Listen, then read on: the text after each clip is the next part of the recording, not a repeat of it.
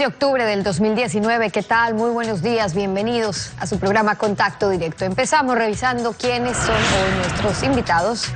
Nos acompañará María Paula Romo, la ministra de Gobierno. El gobierno apagó el incendio del paro en Carchi cuando necesita mejorar el ambiente social para el proyecto urgente de reformas tributaria y laboral. El entorno preelectoral enrarece la atmósfera parlamentaria. Lo vamos a analizar. También estará con nosotros César Benítez, denunciante de tráfico de órganos. Una denuncia penal contra una ONG, además internacional, acusada de promover el aborto y dedicarse a la venta de órganos. Recrudece la disputa entre quienes propugnan el aborto por violación y quienes lo rechazan por defender el derecho a la vida. Lo analizamos. Y además estará Alberto Acosta Burneo, analista económico y columnista de la revista Vistazo. El gobierno propone reformas laboral y tributaria para salir del estancamiento con un déficit fiscal que aumenta, con más deuda para comprar deuda y un gasto público que no se reduce. Lo analizamos. En cadena nacional, el presidente de la República, Lenín Moreno, anunció las medidas económicas que enviará a la Asamblea para su aprobación. No subirá el IVA, se mantiene en 12%, se eliminan los subsidios a la gasolina y el diésel y el anticipo del impuesto a la renta. Vamos a ver un resumen de la intervención. Aquellas empresas que perciben ingresos por más de 10 millones de dólares al año pagarán por 3 años una contribución especial que totaliza más de 300 millones que se destinarán exclusivamente, óiganme bien, exclusivamente para seguridad, educación y salud.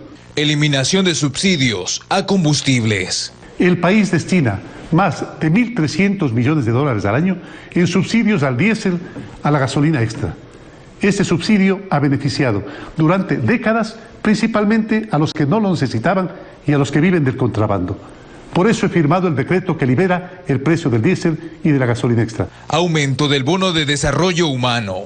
A partir de ahora serán 1.300.000 familias, o sea, más de 5 millones de ecuatorianos en total los que serán apoyados.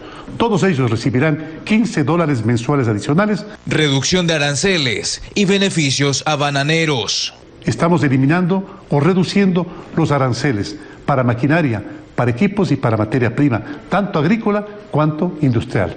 Escuchando la voz de nuestros productores bananeros, hemos bajado y simplificado el impuesto a la renta único al banano que se llama. Tecnología. Los teléfonos celulares, las computadoras, las tabletas son herramientas para emprender, para educar e informarse, para ser más competitivos. Por eso he decidido suprimir los impuestos a la importación de bienes de tecnología. Eliminación de anticipo al impuesto a la renta. Cada vez que recorro el país, los emprendedores me dicen que el anticipo al impuesto a la renta es un verdadero dolor de cabeza. Por eso he decidido eliminar el anticipo al impuesto a la renta. Reducción del impuesto a la salida de divisas. He decidido bajar a la mitad el impuesto de salida de divisas para materias primas, para insumos y para bienes de capital. Viviendas y vehículos. A partir del mes de noviembre ampliaremos nuestro programa Casa para Todos, añadiendo $1.000 millones en créditos hipotecarios a una tasa del 4.99%. Para aquellos emprendedores que usan su auto o camioneta para comercializar sus emprendimientos, he decidido igualmente bajar el impuesto a los vehículos de menos de $32.000. La actualidad, los protagonistas, el análisis y la información en Contacto Directo.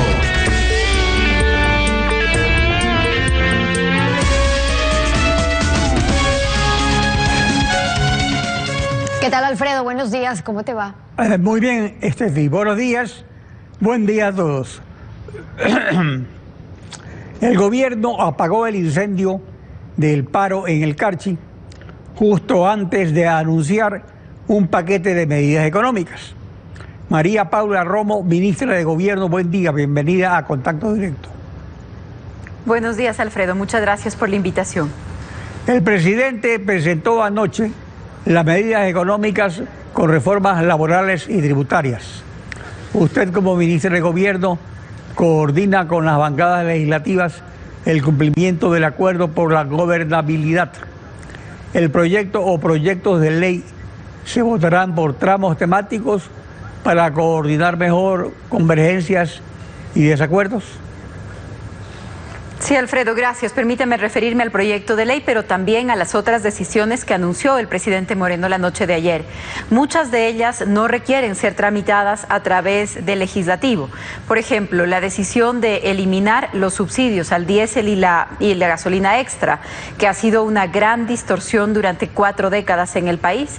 Esto no requiere pasar por la Asamblea Nacional, sino un decreto ejecutivo que ha sido ya firmado el día de ayer y entonces tiene vigencia inmediata. La eliminación de aranceles para los insumos en el agro. Esto también se hace de inmediato y estará listo y estará expedido antes de que se apruebe la ley o antes de que se cumpla este plazo que está previsto para los debates. Yo diría incluso antes del primer debate. Igual cosa sucede con el tema de la tecnología y los aranceles para la tecnología. Entonces, el anuncio del presidente Moreno no es solamente el proyecto de ley, pero abarca una serie de medidas para dinamizar la economía y el empleo. En lo que va a la Asamblea, va a ser entregado el proyecto el día de hoy, va a ser presentado como un proyecto económico urgente.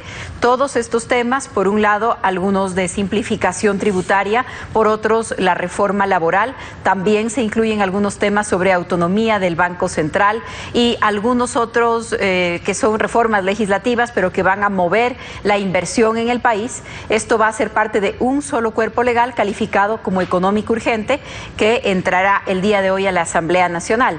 Todavía creo que estamos un poco lejos para la discusión sobre cómo se va a votar y en todo caso esa la va a tomar la Asamblea Nacional, pero creemos que se trata de un proyecto con incentivos, con rebaja de impuesto, sin un incremento para el IVA, que era una preocupación de algunos sectores de la población que tuvieron esta alerta o esta preocupación incluso antes de leer el proyecto de ley, pero creo que hoy con el proyecto presentado y con cada uno de los detalles de su contenido, es un proyecto que no tendría por qué recibir resistencia en la Asamblea Nacional, pero está por empezar el debate, así que no creo que merezca la pena adelantarme más al pronunciamiento de los otros. Es un buen proyecto y espero que en la Asamblea Nacional sea revisado antes de que se opongan algunos sectores, aunque creo que no será mayor esa posición.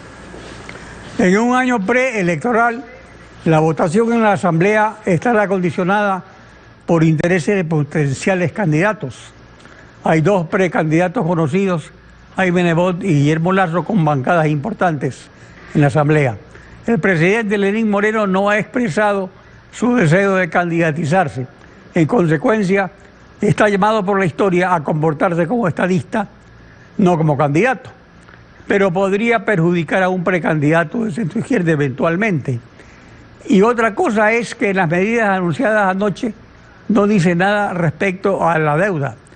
Parecería que se está dejando la mesa servida para el próximo gobierno, pero el que viene, el 2025, tendrá que fajarse con la deuda.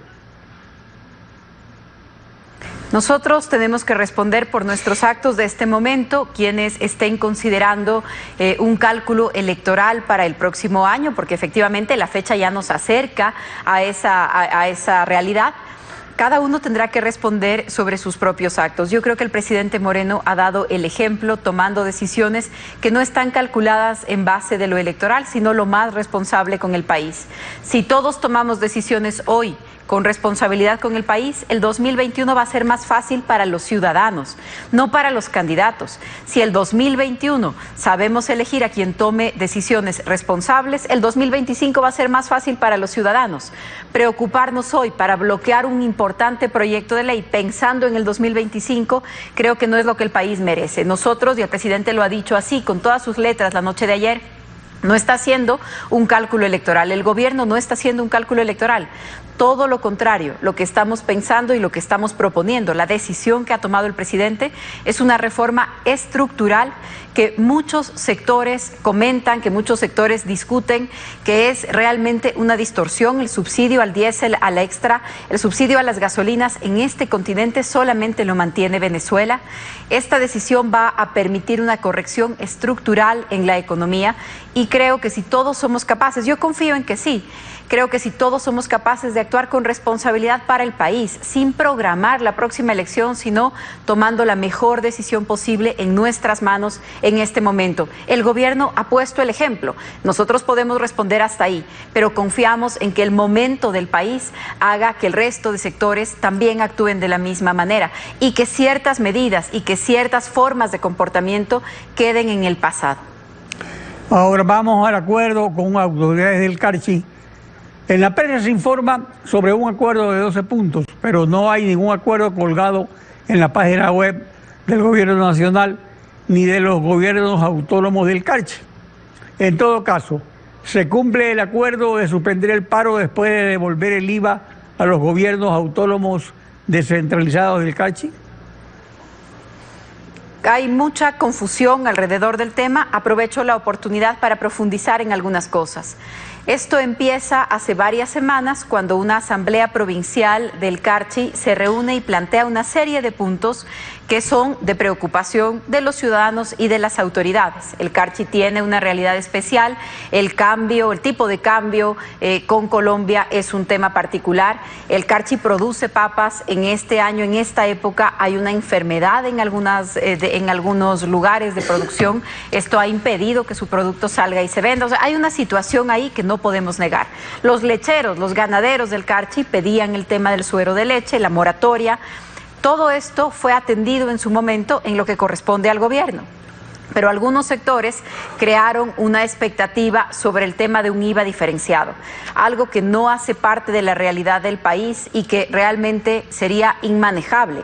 Los alcaldes con los que yo he hablado en estos días, durante la medida, de hecho, todos los alcaldes nos decían, ministra, vicepresidente, ministro, porque estuvimos en una reunión con la Asociación de Municipalidades, decían, si ustedes le ponen al Carchi 6% de IVA, a nosotros nos ponen 5%, a nosotros nos ponen 2%, a nosotros nos ponen 8%. Eso no es posible y lamentablemente se levantó una expectativa sobre algunos temas que no eran reales. Pero sobre otros que son posibles, nos sentamos a conversar con las autoridades y se va a apoyar esas cosas. Ejemplo, el alcalde de Tulcán decía la declaratoria de Tulcán como zona franca. El concepto de zona franca ya no existe en la legislación ecuatoriana desde hace casi una década. Hoy hay un mecanismo que se llama polos de desarrollo, que no los decide el gobierno central, que da el primer paso el GAD, el gobierno autónomo. ¿Y qué es lo que hemos dicho? ¿Qué es lo que hemos conversado? ¿A qué acuerdo hemos llegado? El GAD de Tulcán va a imponerse este objetivo de ser un polo de desarrollo y el gobierno va a acompañar esa iniciativa y a respaldarla. También habían algunos temas de vialidad. Ahora, pero la del mayor acuerdo, parte de ellos digamos, previstos 5 en el próximo puntos año. son sobre mejoras a la vialidad, según la prensa, 1 sobre combustible subsidiado, 3 acerca de apoyo al desarrollo fronterizo, 1 sobre evolución del IVA, otro relativo a planes de vivienda y parece que el número 12 de las mesas de trabajo con los ministros es el más importante. ¿Por qué? Porque así se asegura el cumplimiento de que el diálogo no sea infinito y se vayan logrando concreciones. Sí, efectivamente, esos son los puntos. Como usted ve, se tratan de cosas que estaban algunas ya previstas, sobre todo los temas viales, estaban previstos en la programación del próximo año. Hay un par de carreteras más pequeñas que son responsabilidad de municipios o del Consejo Provincial, que también se llegó a algunos acuerdos para apoyar a esos municipios. Hay una realidad que no solamente está en el Carchi, sino en otros lugares del país y que vamos a empezar a verla. Alcaldes que reciben municipios endeudados, alcaldes que reciben municipios restringidos completamente en su presupuesto, ya sin cupo de endeudamiento. Esto es lamentable, pero el gobierno central no puede asumir esa cantidad de deudas adquiridas por municipios anteriores. Vamos a trabajar para refinanciarlas. Sobre las mesas de diálogo, en esta misma mañana se encuentran ya en Tulcán el ministro de Transporte y Obras Públicas y el gerente del BEDE, algunas otras autoridades que van a empezar esas mesas de diálogo, y en el resto del país se encuentran los diferentes miembros del gabinete para trabajar con las autoridades locales y con la ciudadanía en la explicación de las medidas económicas. La ley de desarrollo fronterizo, aprobada hace un año, comprende también al Carchi.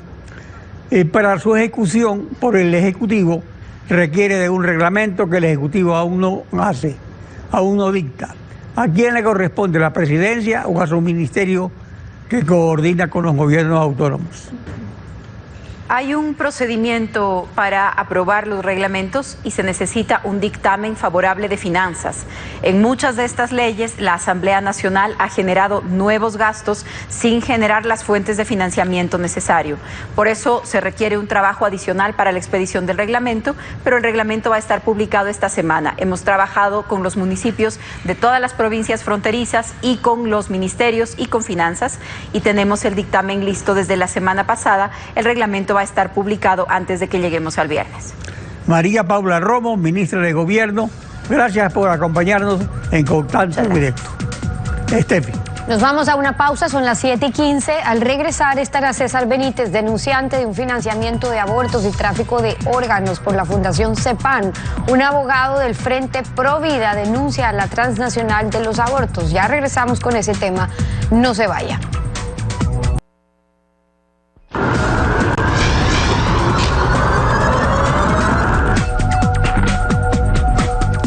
El 4 de marzo del 2011 entró en vigencia la Ley Orgánica de Donación y Trasplantes de Órganos, Tejidos, Células. César Benítez ha denunciado una red de tráfico de órganos en el país. Nos acompaña hoy en Contacto Directo. Buenos días, bienvenido. Muy buenos días, muchas gracias, licenciada. Son aseveraciones graves. Usted ha presentado ante la Fiscalía Provincial del Guayas una denuncia penal por supuesto delito de financiamiento de abortos, de extracción y tratamiento ilegal de tejidos y tráfico de órganos por parte de la Fundación CEPAM. ¿En qué consiste esa denuncia? ¿En qué se basa? Ok, licenciada Ciudadanía, muy buenos días. Efectivamente, he puesto una denuncia el pasado 17 de septiembre, día en que el Ecuador le dijo sí a la vida. Triunfó la vida en la Asamblea Nacional. Como yo no pude estar en la ciudad de Quito, estuve trabajando en Guayaquil y justamente presenté una denuncia contra la Fundación CEPAM, entiéndase la IPPF aquí en Ecuador. Para los amigos que no conocen lo que es la IPPF es la International Planned Parenthood Federation, que es la más grande industria mundial de abortos. Para que tengan una idea, practican un promedio de 30, entre 30 y 50 abortos al día. Y para hacer un parangón, hay una cadena alimenticia que comienza con Mac, que hace hamburguesas. Esa cadena alimenticia tiene 33.000 establecimientos en el mundo. Para que tengan una idea de la magnitud de esto de aquí, esta IPPF en Estados Unidos cobra $1.000 y tiene abortos cada 5 minutos. Los médicos no se pueden exceder de los 5 minutos. Y cobra $1.000 promedio por cada una de esas y tiene 66.000 clínicas aborteras asociadas. Ahora, pero independientemente de la posición que se pueda tener sobre el aborto o no, Planned Parenthood funciona legalmente en los Estados Unidos. CEPAM acá es un centro ecuatoriano que lo que dice es ser promoción para la promoción y para la acción de la mujer. Trabaja en efecto con Planned Parenthood Federation en estos temas, dicen, de promoción de derechos y salud sexual reproductiva en Ecuador. ¿Por qué usted no coincide con eso? Ok, mire, eso es justamente, a nosotros nos tratan de colonizar a través del lenguaje, ¿no? Por eso es que se meten con los más pequeños, porque ellos sí los pueden alienar mentalmente. Dicen que trabajan en la salud, ellos promocionan, entre comillas, servicios de salud sexual y reproductiva. La salud sexual para ellos es distribuir condones de mala calidad que parecen sedazos, cernideras, justamente para que las adolescentes se embaracen, las señoras se embaracen. Salgamos del mito esto de que las niñas se embarazan, porque las niñas ni siquiera ovulan. Entonces se embarazan, el negocio de ellos es que se embaracen para ellos venderles el aborto, su aborto de promedio de $1.000, 5 minutos dura cada aborto para que vean la criminalidad que es eso de ahí. Y obviamente que lo que hacen es utilizar lo que les dicen que botan a la basura en una bolsa plástica, no lo botan, lo ciernen en otro sedazo, le quitan la sangre, los tejidos, seleccionan con pinzas cada órgano para vender los riñones, los corazones, los cerebros. Todo eso tiene un tarifario internacional de precios. Por ejemplo, lo más caro son los cerebros y los corazones. Y mientras más maduro esté el niño, porque intentan meternos el aborto hasta el último día, hasta el día del parto pueden abortar, hasta el 9º mes, mientras más completo salga el niño, más caro ellos lo pueden vender. Ahora, sobre la venta de órganos y este tipo de denuncias, de hecho hay videos sobre eso en Estados Unidos, etcétera, pero en Ecuador, ¿con qué elementos puede usted probar una denuncia? Porque lo que está denunciando es una denuncia penal por supuesto delito de financiamiento de abortos, de extracción, tratamientos.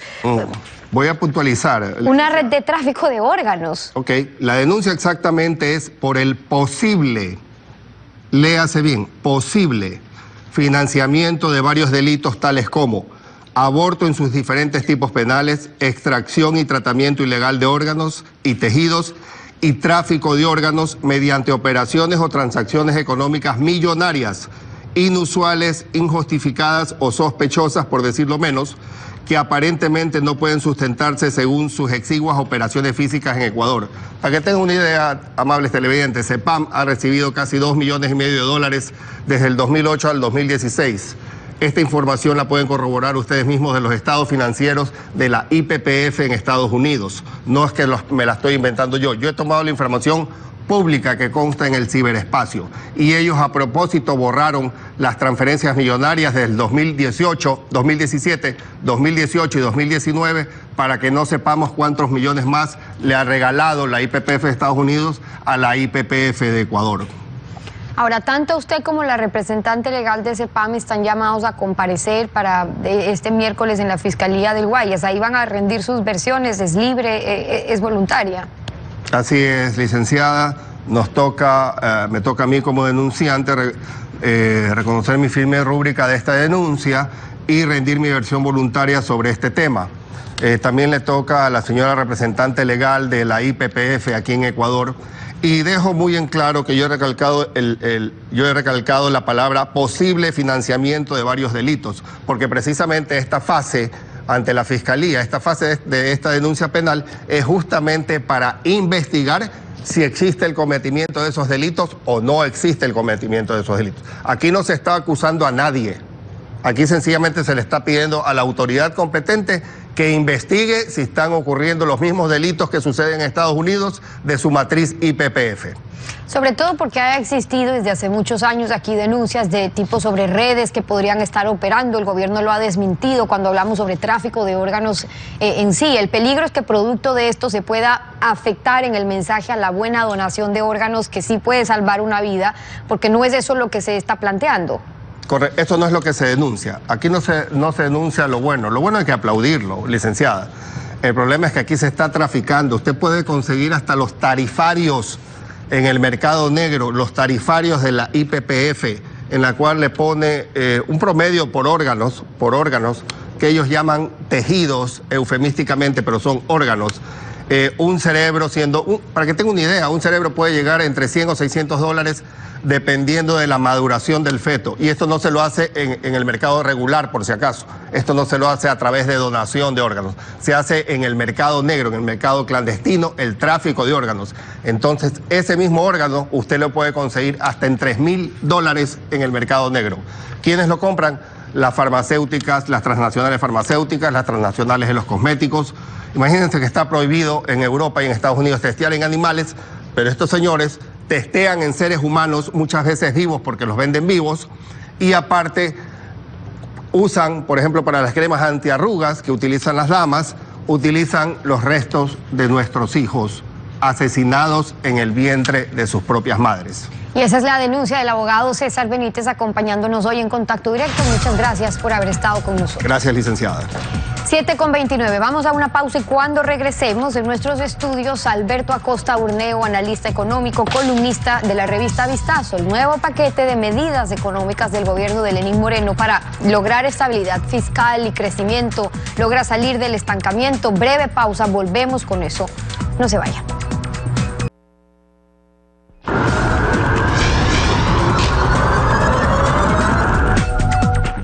El entorno ecológico de la deuda sigue contaminado pese a las recomendaciones de Contraloría.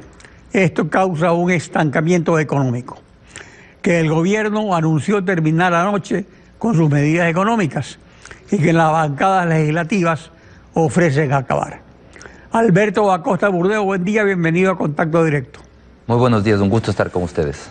Marco Flores, secretario ejecutivo del Foro de Economía y Finanzas Públicas, sobre la deuda de la cual no se habló anoche y de la que se tomaron recientes medidas hace pocos días para aumentarla, afirmó lo siguiente.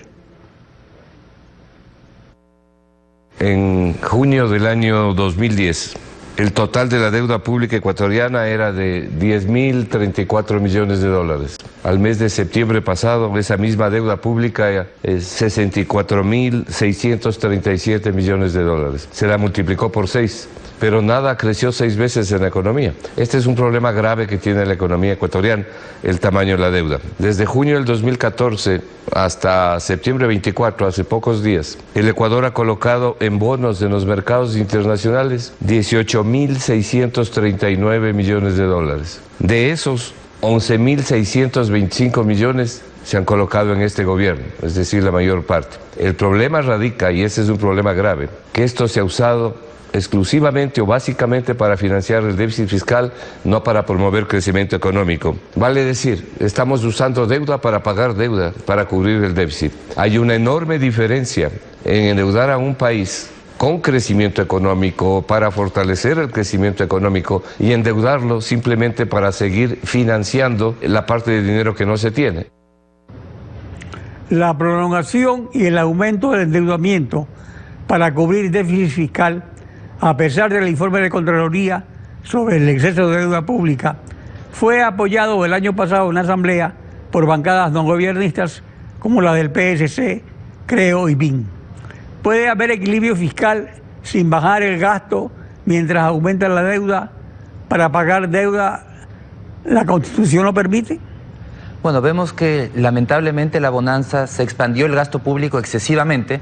Cuando se acaba la bonanza de los commodities, caen los ingresos fiscales y nos encontramos con una estrategia equivocada de tratar de sostener el gasto vía endeudamiento.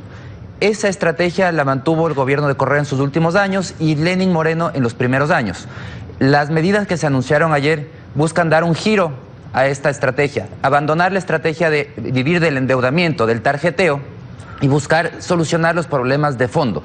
Y yo creo que las medidas planteadas ayer son valientes, son medidas que realmente están viendo a la necesidad de las siguientes generaciones. Puntualmente me refiero a la eliminación del subsidio a los combustibles, al diésel y a la gasolina. Son dos medidas que requieren de un costo a la final de los ciudadanos, es un esfuerzo a los ciudadanos, pero es un desperdicio de recursos que hemos mantenido durante varios años. Pensemos que solamente en la última década destinamos 24.000 millones de dólares a subsidiar combustibles. Con ese dinero hubiésemos podido casi duplicar el presupuesto que se destinó a salud. Hubiésemos podido, es el equivalente a el total del endeudamiento que hemos adquirido, el endeudamiento externo en este periodo. Es decir, prácticamente nos estábamos endeudando externamente para financiar un subsidio que era el subsidio de los combustibles. Esa era parte de las irracionalidades de un país subdesarrollado que maneje un subsidio y desperdicie recursos de esa manera, un subsidio que no llega a quien realmente lo necesita. Las anteriores medidas económicas del gobierno de Lenín Moreno han venido acompañadas de cambios en el frente económico, donde empresarios privados han ocupado el lugar de tenaces correístas, y el apoyo de bancadas no gobiernistas, así como medidas de estímulo tributario al sector productivo. ¿Qué es lo que falta? ¿Qué debe hacerse para superar el estancamiento? ¿Es suficiente con lo anunciado anoche? Porque lo del subsidio, veamos cómo se lo aplica, pues tendría repercusiones sobre costos en la economía ecuatoriana. Tenemos dos grandes desequilibrios en la economía ecuatoriana. Por un lado, un problema fiscal, un hueco de alrededor de 5.000 millones de dólares que hay que corregir, y por otro lado un problema de competitividad. Las medidas planteadas ayer por primera vez topan temas estructurales. Ya no se trata de solucionar el corto plazo, el día a día, cómo cierro el año, sino que hablan de cambiar distorsiones profundas de la economía ecuatoriana, y los resultados yo creo que también van a ser profundos. Por el lado fiscal se está planteando mecanismos para tener nuevos ingresos, por el lado de corregir el subsidio, eliminar este subsidio distorsionante. Se eliminó afortunadamente un incremento de impuestos, incremento de IVA, y adicionalmente hay todo un conjunto de medidas relacionadas con más competitividad. Aquí se habla de reducción de ciertos aranceles, reducción de ICE a la tecnología, a computadores, celulares, una reforma laboral para darle más competitividad al mercado laboral. Son temas de fondo que requiere la economía para corregirse. Para que la economía vuelva a crecer, primero hay que corregir estas dos grandes distorsiones.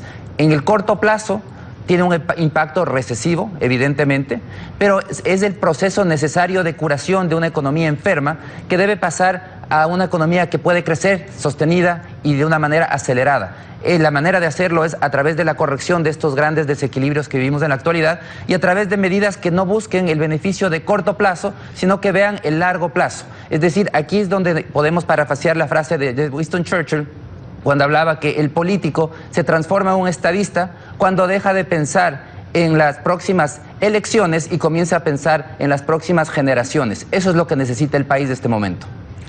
Respecto al incremento de la recaudación tributaria en 1.600 millones de dólares según el acuerdo con el Fondo Monetario, no se recurriría pues a lo más fácil, que es aumentar el IVA, que cae sobre todos. Otros proponen insistir en la reducción de la masa salarial del sector público, pero aumentaría el desempleo en Quito y eso no conviene a ningún candidato. Y el presidente tampoco lo prevé, pues anuncia descontarles un día de sueldo cada mes. Anuncia también reducir subsidios a los combustibles. Eso es muy importante. ¿Pero cómo? Porque el subsidio al diésel especialmente es lo que subsidia el transporte de personas y de mercaderías, y no es popular. Entonces, si se eliminan impuestos como el anticipo del impuesto a la renta, se reduce la salida de divisas a la mitad para el sector productivo y algunos aranceles, realmente aumentaría el consumo y así se estimularía el crecimiento, resultando en mayor recaudación. ¿Esta es una apuesta que usted sugeriría? Bueno, veo que lamentablemente en política los políticos más aplaudidos son los más irresponsables. El que más gasta, el que despilfarra el dinero es el aplaudido y cuando llega uno a querer poner en orden es el abucheado. Eso es lamentable en la política, pero así es. Pero el proceso de corrección, corregir los problemas fiscales y corregir los problemas de competitividad son procesos necesarios. Sí, no son procesos que van a ganar votos y aquí vamos a ver quién está por las siguientes elecciones y quién está por las siguientes generaciones. Este es el momento, es la prueba de fuego para saber realmente quién va a apoyar las medidas que ayudan al país a salir adelante de este grave desequilibrio. Tenemos que comenzar a pensar en el largo plazo. Es necesario seguir corrigiendo los problemas fiscales. Las medidas planteadas, si bien son valientes, son importantes, no son suficientes. Hay que seguir restringiendo el gasto y sobre todo priorizando un concepto desconocido a nivel del sector público, que se pensó que el Estado lo podía hacer todo. Tenemos que es dueño desde aeronáuticas hasta telefonía, todo tipo de actividades está metido el Estado en el Ecuador. Pero las cosas que realmente le importan al ciudadano las hace mal, mediocremente. La salud no es de una salud de calidad, la educación no es de una educación de calidad. Necesitamos destinar más recursos a lo que realmente le importa al ciudadano, retirando recursos de actividades que no son prioritarias, reduciendo toda esa tramitología que tenemos en el Ecuador y que hace que sea tan difícil emprender y tan costoso.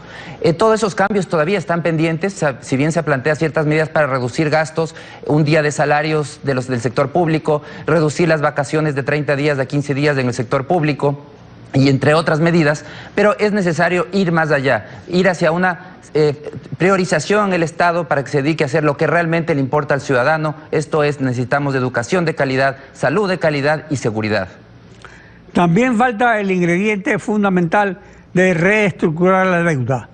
Parecería que se está pensando en el siguiente gobierno y no en las próximas generaciones, porque el gobierno que asume el 2025 va a tener que pagar la deuda.